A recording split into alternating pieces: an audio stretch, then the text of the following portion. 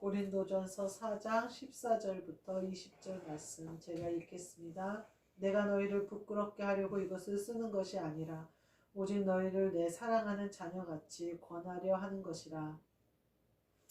그리스도 안에서 일만 스승이 있으되 아버지는 많지 아니하니 그리스도 예수 안에서 내가 복음으로써 너희를 낳았음이라. 그러므로 내가 너희에게 권하노니 너희는 나를 본받는 자가 되라. 이로 말미암아 내가 주 안에서 내 사랑하고 신실한 아들 디모데를 너희에게 보내었으니 그가 너희로 하여금 그리스도 예수 안에서 나의 행사 곧 내가 각처 각 교회에서 가르치는 것을 생각나게 하리라. 어떤 이들은 내가 너희에게 나아가지 아니할 것 같이 스스로 교만하여졌으나 주께서 허락하시며 내가 너희에게 속히 나아가서 교만한 자들의 말이 아니라 오직 그 능력을 알아보겠으니 하나님의 나라는 말에 있지 아니하고 오직 능력에 있음이라. 아멘. 오늘 말씀은 본받는 자라는 말씀으로 함께 은혜를 나누고자 합니다. 이 본받는 자가 되라 사도 바울이 이렇게 권면하고 있어요. 고린도전서 11장 1절에 보면요. 또 똑같은 말이 나와요. 내가 그리스도를 본받는 자 된 것처럼 너희는 나를 본받는 자가 되라 이렇게 얘기해요. 그러면서 오늘 사도 바울이 왜 내가 너희에게 본받는 자가 되라고 얘기하느냐. 나는 너희의 스승이 아니라 복음으로써 너희를 낳았다 이렇게 표현하고 있어요. 예수님이 우리를 낳으신 것처럼 본인이 그리스도를 본받아서 낳았다는 거죠. 그래서 거듭나기까지 그리스도 예수의 복음을 전했다는 거예요. 부활의 주님을 전하고 예수 그리스도께서 다시 살아나신 것을 전함으로 우리가 거듭나는 복음을 전했다는 거예요. 사도 바울이. 그러니까 본인이 그렇게 전한 것처럼 너희들이 본받은 자가 되어져서 영적으로 나으라는 거죠. 그래서 마지막에 뭐라고 하냐면요. 그 능력을 알아보겠으니 하나님의 나라는 말에 있지 않고 능력에 있다 이렇게 표현을 하고 있어요. 그러니까 우리가 능력을 받은 자처럼 행하고 살아야 된다 이 말씀을 하고 있는 거예요. 본받는 자가 되라 이렇게 얘기하고 있어요. 그러면서 뭐라고 하냐면요. 일만 스승이 있으되 아버지는 많지 않다 이렇게 얘기해요. 사도 바울이 그리스도 안에서 일만 스승이 있으되 아버지는 많지 아니하니 이렇게 표현해요. 그러면서 그 다음에 그리스도 예수 안에서 내가 복음으로써 너희를 낳았다 이렇게 표현을 하고 있어요. 이 말씀은 그리스도 안에서 그리스도는 성령 안에 그리스도가 계시잖아요. 그 안에 일만 스승이 있다는 거예요. 그러니까 많은 사람이 복음을 전하고 있다는 거예요. 예수 그리스도를 전하면서 그리스도 안에서 성령 받아서 성령으로 말씀을 많이 전하시는 분이 계시는데 많은 분이 있으나 아버지 같이 거듭나기까지 해산하는 고통을 함께 나누는 사람은 많지 않다 이렇게 표현을 하고 있어요. 제가 제 목사 안수를 해주신 목사님과 목회가 너무나 비슷하다는 생각을 많이 해요. 그래서 제가 그 목사님 교회가 굉장히 건물은 컸는데 성도들이 별로 없었어요. 그리고 나중에 이제 12명 정도 있다가 뭐 더 있기도 하고 뭐 이렇게 왔다 갔다 했었는데 한 분 한 분이 다 뭐라고 얘기해야 될까? 귀신의 올무에서 노인받는다고 얘기해야 될까? 삶이 바뀐다고 얘기해야 될까? 어떤 정말 정말 뭐라고 얘기해야 되나? 지옥에서 천국으로 바뀌고요. 탈북자들이 우리나라에 넘어오는 것 같은 그런 느낌이었어요. 제 느낌에. 그래서 저도 그곳에서 그리스도 예수의 복음을 듣고 내가 옳고 내가 성령 충만하고 내가 예수님보다 높아졌던 모든 것이 낮아지면서 거기서 이제 복음을 받아들였는데 제가 지금 목회를 하는데 비슷한 거예요. 어쩌면 그렇게 비슷한 성도들만 오는지 혹은 그쪽 교회에서 봤던 분이 여기를 또 찾아온다든지 제가 보면서 이게 그러면서 제 오늘 본문 말씀이 와닿는 거예요. 일만 스승은 많아요. 정말 목회자들이 굉장히 많이 배출이 돼요. 저희가 부목사로 오래 사역을 했기 때문에 20년 넘게 사역을 했기 때문에 알아요. 시대가 굉장히 많이 변하더라고요. 그래서 우리가 전도사로 있을 때 그것과 지금의 전도사들은요 완전히 달라요. 그리고 근데 그러니까 우리가 생각하기에는 그들이 틀렸다고 생각할 수도 있는 그러나 하나님 아버지 앞에는 저는 잘 모를 것 같아요. 누가 옳다 누가 틀리다 말할 수 없는 것 같아요. 누가 그러더라고요. 꼰대 되기 싫은데 나 꼰대 같지 맨날 그러더라고요. 나도 꼰대 되기 싫은데 꼰대 같으면 안 되죠. 사도 바울이 재판 그 대제사장이 사도 바울이 입을 치라고 그러니까 사도 바울이 뭐라고 그러냐면 대제사장인지 모른다고 그러면서 너가 율법을 지킨다고 앉아서 나를 율법을 어기고 나를 치라고 하느냐 그러면서 이 회칠한 담이야 이렇게 담이라고 욕을 해요. 그러니까 네가 대제사장을 욕하냐 그러니까 사도 바울 난 대제사장인지 몰랐다. 건의에는 내가 순종한다 이런 말을 한 장면이 나와요. 그건 뭐냐면 네가 율법을 지킨다고 앉아서 율법을 어긴다는 거예요. 그 얘기는 우리가 만약 나이 같은 목사라고 해서 혹은 뭐 이제 목회를 오래 했다고 해서 내가 옳다고 앉아서 그들을 정죄하면 안 된다는 거예요. 그들이 사도 바울과 같은 사람이 일어날 수도 있잖아요. 그들 중에. 근데 우리가 보기에는 그때 당시 사도 바울이 어땠어요? 베드로나 다른 사도 제자들조차도 받아들이기가 무서울 정도로 그랬단 말이에요.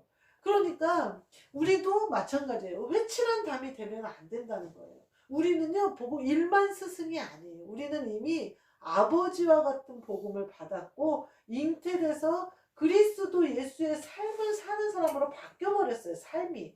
그러니까 그렇게 된 사람들은요 다 해산하는 고통으로 성도들을 낳는 거더라고요. 제가 보면서 일반 스승은 참 괜찮은데 할만할 것 같은데 아버지는 참 사도 바울과 같은 목회가 펼쳐지지 않을까 그런 생각이 들더라고요. 그러면서 나이 먹었다고 우리가 이제까지 배워온 거, 이제까지 공부한 거, 신학적인 걸로 따져서 판단하고 정죄하면 안 되겠다.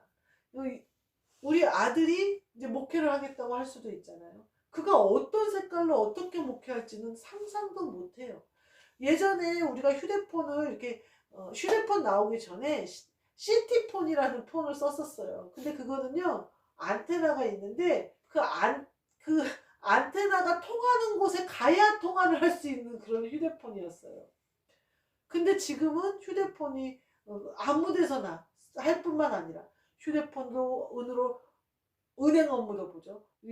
어제 얘기 들어보니까 휴대폰으로 목사님은 팩스도 보낸대요. 이제 팩스를 휴대폰으로 사진 찍어서 보낼 수 있는 앱이 휴대폰에 깔린대요. 그래서 이제 문방구 가서 돈 내고 팩스 보내던 시대도 지나버렸어요. 휴대폰 하나도 이렇게 바뀌는 시대에 살고 있는데 하나님이 우리 자녀를 어떤 모습으로 업그레이드 시켰을지는 아무도 몰라요. 옛날에 제가 아이를 키우는데 강의를 많이 들으러 다녔어요. 근데 어느 교육학자가 뭐라고 얘기하냐면요. 우리 보고 제발 아이들 교육에 참견하지 말라는 거예요. 아이들에게 이렇게 공부해라 저렇게 공부해라 공부하는 방법을 가르쳐주지 말라는 거예요. 스스로 찾게. 여러분이 공부하던 시대에는 써서 외우고 그러던 시대지만 지금 아이들은 그렇지 않다는 거예요. 걔네들은 태어났더니 휴대폰이 있고 태어났더니 멀티 시대고 태어났더니 젖 먹으면서 TV 보면서 이불을 가지고 장난하는 아이라는 거예요. 우리가 태어났을 때는 우유만 먹었다는 거예요.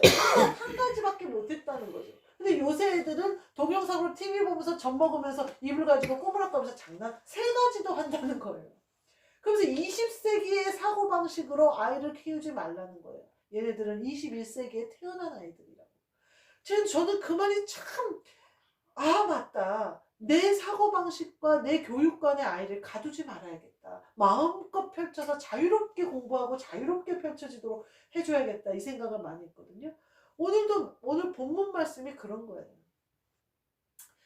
우리는요 그들을 알 수 없어요. 그러면서 뒤에 뭐라고 얘기하냐면요. 디모데, 신실한 아들 디모데를 너에게 보낸다. 이렇게 얘기를 해요. 그러면서 그 다른 장에 보면 디모데 너의 연소함을 무시하지 못하게 하라. 이렇게 얘기하거든요.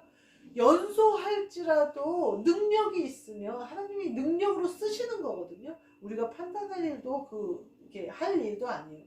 우리 세대가 이렇게 변하는데요. 우리 다음 세대 목회자들이 어떤 모습으로, 어떤 모양으로, 어떤 색깔로 복음을 전할지는 저는 상상을 하지 못하겠어요. 그래서 우리는 그들을 바라볼 때 사실은 목사님들이 이렇게 모여서 얘기하면요, 대부분이 이제 그 새로운 전도사님들 흉보는 거예요. 말하자면 새벽 예배를 출석 체크한다고 안 나오길래 출석 체크한다고 했더니 강압적인 교회에 못 다니겠다고 그만두는 사람, 월급 잡다고 그만두는 사람, 왜 사택이 그러냐고 그만두는 사람, 이제 그런 얘기들을 하는 거예요. 근데요, 그들의 능력이 어디에 있는지는 모른다는 거죠. 우리 기성세대 생각에는 하나님 일을 하면서 그런 걸 따져? 라고 얘기하는데, 율법대로 한다고 앉아서 율법을 어기고 바울을 치라고 하는 사람이 될 수도 있다는 거예요. 우리는 하나님 뜻대로 살았고, 우리는 헌신했고, 우리는 최선을 다했는데 너희는 뭐하냐? 니네는 희생도 없냐? 라고 사도 바울의 뺨을 치는 사람이 될 수도 있다는 사실을 기억이 나더라고요. 그건 뭐냐면 내가 스승이 된 거예요. 나는 제자들을 많이 가르치는 일만 스승과 같이 막 그리스도 안에서 복음을 전하는 자가 됐는데, 그리스도 예수 안에서 아버지의 심정으로 낳는 자가 나왔을 때 내가 그를 못 알아보고 쳐버릴 수도 있다는 거예요. 제가 예수님이 돌아가신 장면을 가만히 보는데요. 가이사랴가 그때 대제사장이잖아요. 근데 예수님한 그 공회에서 예수님이 끌려가셨을 때 이 돌을 가만히 두자. 한 사람이 죄지어서 인류가 멸망한 것처럼 한 사람이 죽어서 우리가 다시 구원받을 수 있다. 이 말을 그 사람 입을 통해서 하나님이 하게 하셨거든요. 근데 예수님이 처음 끌려가는 거기는 그 사람의 장인의 집이란 말이에요. 그래서 예수님이 끌려가니까 예수님이 막 복음에 대한 얘기를 하니까 그 사람이 예수님의 입을 치라고 그러잖아요. 그렇게 돼서 예수님을 완전히 죄인으로 그 장인이라는 사람이 정죄를 해버리잖아요. 그 자리에서. 그러니까 가이사는 이름이 헷갈리는데 그 대제사장은 물론 대제사장이 거기에 공조를 했겠지만 이전에 그 말을 자기 입으로 뱉어놓고 나중에 예수님을 죽여버린 거예요. 그러니까 우리가 그 대제사장이 그 장인으로부터 자기한테 점점 흘러 들어오는 거잖아요. 가문을 따라 행하는 거잖아요. 그런 것이 아무 소용이 없더라는 거예요. 목사 몇 대 아무 소용 없더라는 거예요. 내게 하나님 아버지의 능력이 머물러 있느냐 없느냐.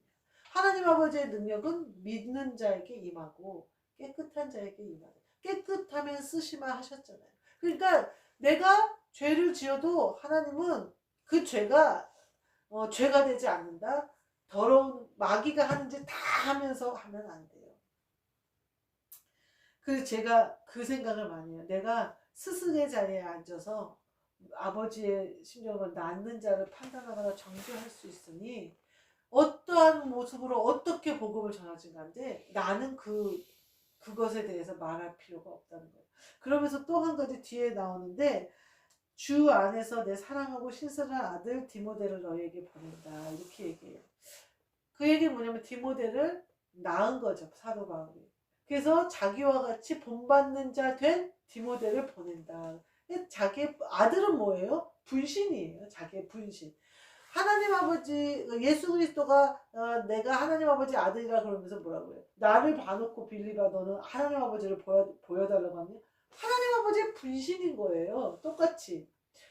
이것처럼 우리가 복음으로 나음을 입어서 내가 그 목사님의 목회와 어쩌면 너무나 닮은 목회를 하고 있는 것처럼 또 내가 어떤 목회를 어떻게 누구를 낳을지를 우리는 알 수 없어요. 근데요, 자식은요, 아버지가 지금 사도 바울이 많지 않다라고 표현한 것처럼요, 자식은 많지 않아요. 1만 명을 낳기는 어려워요. 물론 사도 바울이 많은 교회를 개척하고 사도행전을 통해서 뒤에 서신서들을 보면 많은 교회 가운데 한 것을 알아요. 거기서 사도 바울이 많이 복음을 전하고 많이 능력이 일했다고 그래요. 그래서 저는 그 베드로처럼 한 5,000명이 세례 받았나 그랬더니 한 12명쯤 모였더라 이렇게 나와요. 서신서에 보면. 그러니까 아버지처럼 낳는 복음은요, 그렇게 5천 명이 한꺼번에 세례받는 성령이 임하는 것이 아니라 그리스도 예수로 거듭나는 거예요. 나는 죽고 그리스도 예수로 사는 사람을 배출하는 거예요. 그러면 그 한 사람 한 사람이 교회가 되어지겠죠. 그 한 사람 한 사람이 예수님이 그러셨던 것처럼 모퉁이 돌이 되어져서 지어지셨던 것처럼 그리스도 예수로 바뀐 삶을 사는 사람은 그 한 사람이 모퉁이 돌로 쓰임을 받는 거예요. 모퉁이 돌이요, 편안한 돌이 아니잖아요. 모퉁이 돌이 지탱을 잘해야 거기서부터 서는 거잖아요. 그러니까 십자가를 지고 가야 되는 거예요. 그 모퉁이 돌은 십자가를 지고 가는 사람이에요. 그러니까 우리가 그리스도 예수의 삶을 산다고 하면서 십자가를 벗어버리고 간단한 삶, 편안한 삶을 산다는 거, 그건 안 된다. 그건 말이 안 된다는 거예요. 어떤 식으로든 내 십자가를 지고 가야 되고, 내 십자가를 지고 갈 때 그 사도 바울과 같이 본받는 자가 되어지는 거예요. 그리스도를 사도 바울이 본받는 것처럼, 사도 바울이 자기를 본받으라고 말한 것처럼 우리도 그리스도 예수를 본받는 자가 되면서 똑같이 십자가를 지고 모퉁이 돌이 되어서 지어져 가는 거예요. 제가 지금도 십자가를 지고 마트에서도 일을 하고 교회에서 예배를 드리고 해요. 마음은 행복하고 예배 때마다 기쁨이 넘쳐요. 그리고 저를 이렇게 세워주신 은혜가 날마다 감격스러워요. 그렇지만 지금 십자가를 감당하고 가고 있잖아요. 근데 제가 생각하는 거예요. 이 양 감당할 거, 어느 회사에 가서 그 사람 돈 벌어주지 말고 이제 내가 좀 돈 벌고 싶다, 이런 생각이 드는 거예요. 그 사람한테 그러니까 뭐 이제까지 뭐 1년이 지나니까 이런 생각이 드는 거예요. 아, 내가 수익을 어느 정도 내는데, 내가 그걸 내가 하면 어떨까, 그런 생각도 들더라고요. 예전에는요, 엄두가 안 났어요. 겁났어요. 내가 얼만큼 노력해야 되는지가 보여요. 만약에 제 사업을 한다든지 뭐 학원을 한다든지 뭘 하든지 간에 그 생각을 하기만 해도 머리가 아픈 거예요. 왜냐하면 재정적인 문제도 사방팔방으로 신경을 써야 되고, 오픈할 때 뭐 신고부터 무슨 다 신경 하나부터 열까지 머리가 아파서 엄두가 안 나요. 근데 지금은 엄두가 나요. 자신이 있어요. 해야겠다. 막 자신 있어서 신나서 저질러야겠다가 아니라 십자가를 감당해야 된다면 해야겠다. 교회를 그렇게 해서 교회가 세워진다면 해야겠다. 그렇게 해서 내가 그 일에 순종하면 내가 수고하고 짐지는 것이 커지고 어려울지도 모르지만 예수님이 같이 져주실 거다. 이 확신이 와요. 그러면서 해보자. 해보고 안 되면 말자. 이런 생각이 들더라고요.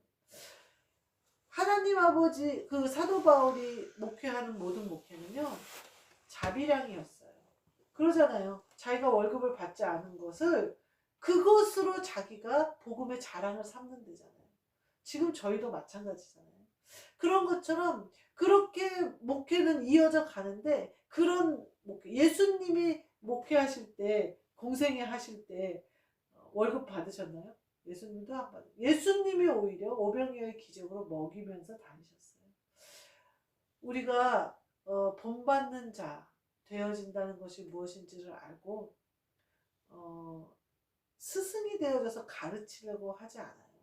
본받는 자는요, 그들의 죄를 지고 내가 회개해야 되는 사람처럼 회개하고 그들과 함께 굴르면서 그들을 낳는 거예요. 그리스도 예수의 복음으로. 그리고 우리 백합교회는 그런 교회예요. 그래서 앞으로 올해는 뭔가 일이 일어나서 우리가 본받는 자 되어서 예수 그리스도가 하신 그 일을 하시는 우리 교회가 되도록 우리 모두 기도하고 예배하고 깨어 있으셔서 하나님 아버지의 뜻하신 바가 온전히 이루어질 수 있는 한 해가 되도록 본받는 자 되시는 저와 여러분이 되시기를 주님의 이름으로 축복합니다. 아멘. 기도하겠습니다. 하나님 감사합니다. 저희를 그리스도 예수의 복음으로 나음을 입어서 거듭나게 하셨사오니 이제부터의 모든 삶이 그리스도 예수의 삶이 되게 하여 주옵소서. 괜히 내가 하는 것처럼 착각해서 겁먹고 뒤로 물러서지 않게 하시고, 괜히 내가 하는 것으로 착각해서 교만에 빠지지 않게 하시고, 오직 순종과 복종으로 그리스도 예수를 본받는 자 되어져서 하나님 아버지가 세우시는 교회 되게 하시며 하나님 아버지가 쓰시는 우리 모두 되게 하여 주옵소서. 예수 그리스도의 이름으로 기도하옵나이다. 아멘. 하늘에 계신 우리 아버지여, 이름이 거룩히 여김을 받으시오며 나라가 임하시오며 뜻이 하늘에서 이루어진 것 같이 땅에서도 이루어지리다. 오늘 우리에게 일용할 양식을 주시옵고 우리가 우리에게 죄 지은 자를 사하여 준 것 같이 우리 죄를 사하여 주시옵고 우리를 시험에 들게 하지 마시옵고 다만 악에서 구하시옵소서. 나라와 권세와 영광이 아버지께 영원히 있사옵나이다.